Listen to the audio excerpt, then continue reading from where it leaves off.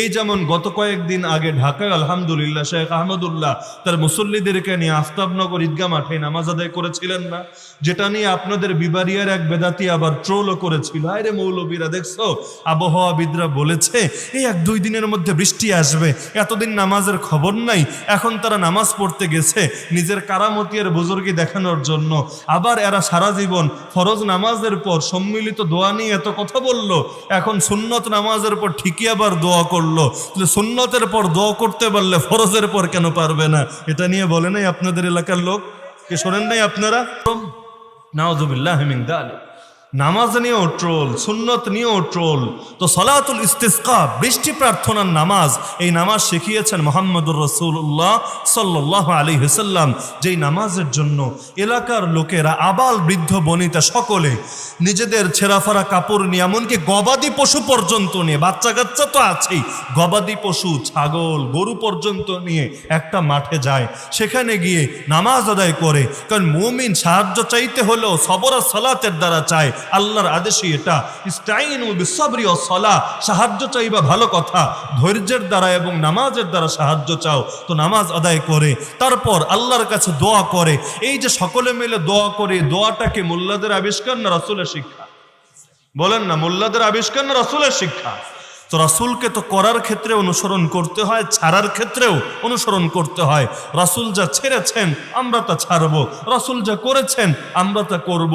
তো ইস্তিসকার নামাজের পর রাসূলকে দোয়া করেন নাই? বলেন না, করেন নাই? তা আমরা কি করব না ছাড়বো? করব না ছাড়বো?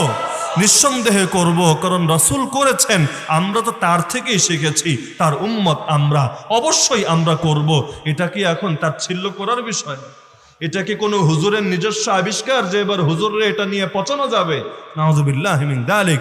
তো এখন ইউনুস নবীর জাতি এই কাজ করলো, তখন তারা বৃষ্টি প্রার্থনার নামাজের জন্য যায় নাই, সবাই ভাবলো নবীও বের হয়ে গেছে, এদিকে আযাবও 3 নম্বর দিন শেষ হয়ে যাচ্ছে, চলে আসবে, বাঁচবো কিভাবে, করার কি আছে, চলো সবাই মিলে আমরা এলাকা ছেড়ে একটা মাঠে একত্রিত হই, ছেঁড়াফাড়া কাপড় নিয়ে, ছোট ছোট বাচ্চা নিয়ে, বয়স্ক মুরব্বী মানুষ নিয়ে, গবাদি পশু নিয়ে, এরপর আল্লাহর কাছে সাহায্য চাই। রব্বানা কশিফ আন্নাল আযাব ইন্না মুমিনুন, আয় আল্লাহ আমাদের থেকে আযাব উঠায় নেন, আমরা ঈমান এনেছি।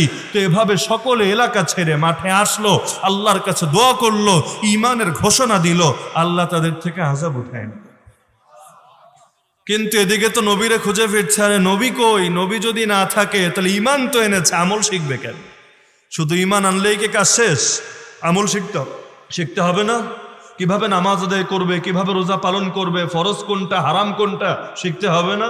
নবীরও তো পায় না, নবী তো আছেন মাছের পেটের মধ্যে, সেখানেই দোয়া করে যাচ্ছেন আর করে যাচ্ছেন। আল্লাহ বলেন ফালাউলা আন্নাহু কানা মিনাল মুসাব্বিহিন, তিনি যদি সেখানে বসে আল্লাহর পবিত্রতা বর্ণনা না করতেন, নামাজ আদায় না করতেন, তাসবিহ পাঠ না করতেন, মুসাব্বিহিনের ব্যাখ্যা করেছেন অনেক মুফাসসির, তিনি যদি মুসাল্লিন না হতেন, নামাজ আদায় না করতেন মাছের পেটে বসেও, লালাবিসা ফি বাতনিহি ইলা ইয়াউমি ইউবআসুন, কিয়ামত পর্যন্ত মাছের পেটেই তিনি থাকতেন। তাহলে বিপদ থেকে বের হয়েছে কিসের দ্বারা? হাহুতাশের দ্বারা, গালাগালির দ্বারা, কিসের দ্বারা? বলেন না, কিসের দ্বারা? নামাজের দ্বারা, জিকিরের দ্বারা, তাসবিহের দ্বারা।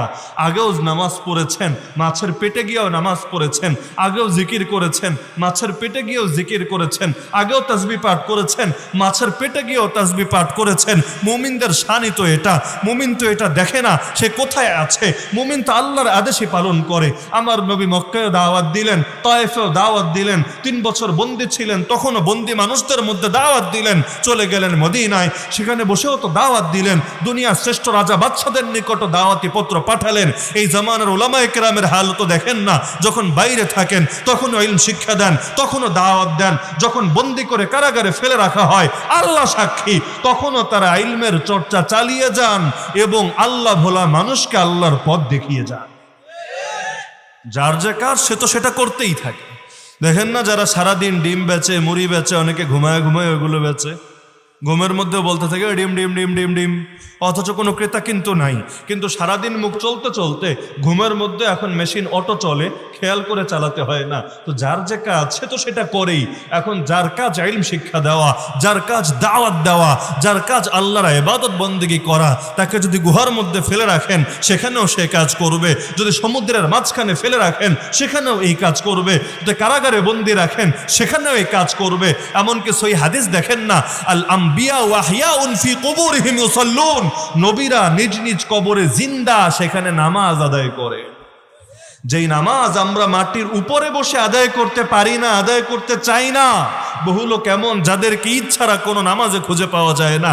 আরে এমন কপাল পোড়া আছে যাদেরকে জানাজা ছাড়া কোনো নামাজ আর পাওয়া যায়।